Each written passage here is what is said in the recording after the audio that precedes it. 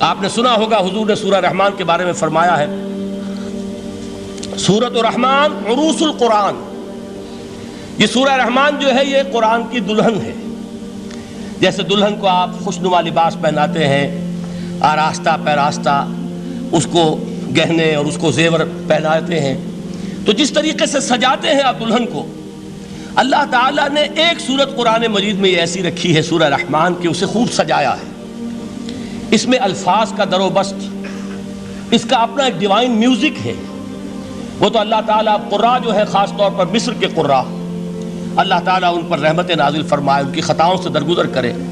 جس طرح قرآن کے انٹرنسک میوزک کو انہوں نے واضح کیا ہے، واقعہ یہ ہے کہ اگر یہ لوگ نہ ہوتے، شیخ عبد الباسط محمد عبد الصمد، شیخ محمود خلیل الحصری، یہ لوگ کہ جنہوں نے قرآن کے اس غنا میوزک، یہ لفظ جو ہے آپ حیران نہ ہو کہ میں یہ کوئی شاید توہین کر رہا ہوں قرآن کی، حضور نے یہ لفظ استعمال کیا ہے، تغنو، اس قرآن کو اچھی سے اچھی خوشلحانی کے ساتھ پڑھو۔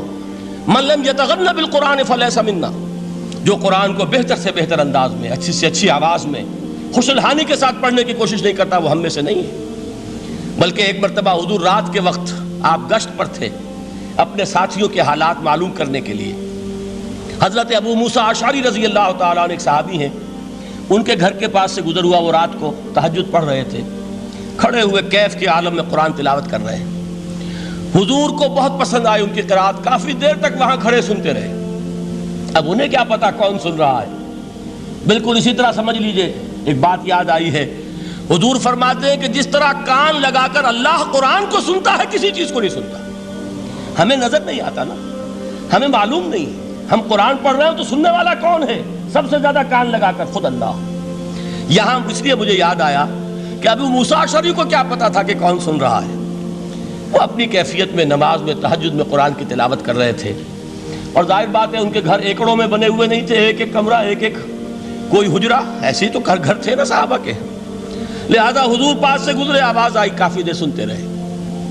اس کے بعد آپ تشریف لے گئے، صبح فجر میں ملاقات ہوئی تو حضور نے تحسین کے انداز میں فرمایا، یا ابا موسیٰ انک قد اوتیت مزمارا من مزامیر آل داؤد، اے ابو موسیٰ تمہیں تو آل داؤد کے سازوں میں سے ایک ساز اللہ نے عطا فرما دیا ہے۔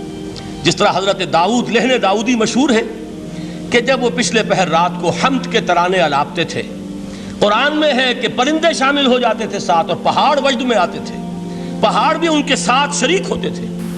تو جس طرح کا اللہ نے ان کو لہن عطا فرمایا تھا، حضور نے تحسین کے انداز میں فرمایا ہے، ابو موسیٰ اشعری اللہ نے تمہیں بھی آل داؤد کے سازوں میں سے ایک ساز عطا فرمایا۔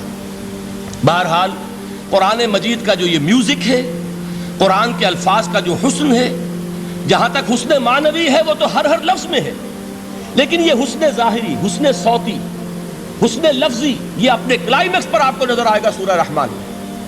لیکن قرآن میں یہ سورت اس اعتبار سے بھی ممتاز ہے، اس کی 4 آیات پر ذرا توجہ کریں گے، عجیب حقائق سامنے آئیں گے۔ جہاں یہ قرآن مجید کے حسن صوت اور حسن لفظی کی معراج ہے، وہیں اس کی پہلی 4 آیات میں 4 چوٹی کی چیزوں کا ذکر ہے، سب سے اونچی چیزیں۔ پہلی آیت کیا ہے؟ الرحمن، ایک آیت ہو گئی۔ رحمان کیا ہے؟ اللہ کا نام ہے۔ کبھی آپ نے غور کیا اللہ کے ناموں میں سب سے پیارا نام کون سا ہوگا؟ رحمان۔ کیوں؟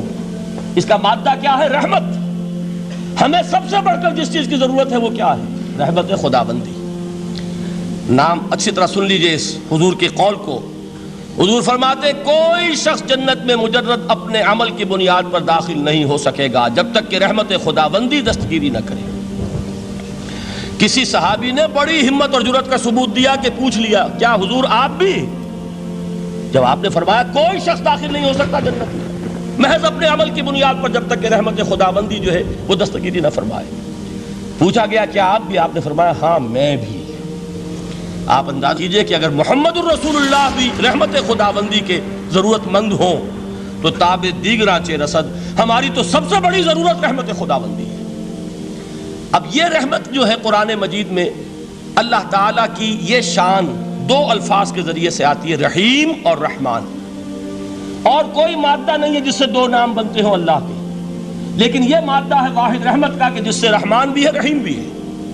رحیم صفت مشبہ ہے، رحمت دائم ہو جائے گی، مستقل ہوگی تو رحیم کہیں گے، اور رحمان اس میں رحمت کی ہے وہ شان ہے کہ جیسے ٹھاٹھے مارتا ہوا سمندر ہو، ہیجان کی کیفیت، طوفانی کیفیت، رحمت خداوندی کا طوفانی جوش، وہ ہے رحمان۔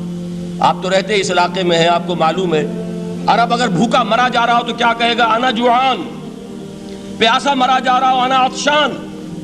بہت غضبناک ہوگا غضبان، غضبان آصفہ قرآن میں آیا ہے، بہت غضبناک۔ رحمان جس کی رحمت جو ہے جوش میں ہے، ٹھاٹھے مارتے ہوئے سمندر کے مانند۔ تو یہ اللہ تعالیٰ کے ناموں میں سب سے پیارا نام۔ اب آگے چلیے، الرحمن علم القرآن، رحمان نے قرآن سکھایا۔ رحمت خداوندی کا سب سے بڑا مظہر، رحمان کی رحمانیت کا سب سے بڑا مظہر قرآن ہے۔ ان میں جو منطقی ربط ہے اس کو سمجھتے جائیے۔ اچھا آپ یہ سوچئے، جو علم بھی انسان کو حاصل ہوا وہ کس نے دیا؟ اللہ نے۔ سائنس کا علم کس نے دیا؟ اللہ نے۔ علم آدم الاسماء کلہا، وہ علم الاسماء جو حضرت آدم کو دے دیا گیا تھا ازل میں، یہ اسی کا ظہور ہے، یہ اسی کی ایکسفولیشن ہے جو ہو رہی ہے اور ہوتی رہے گی ابھی۔ اور دوسرے علم ہے وہ کس نے دی؟ اللہ نے دی۔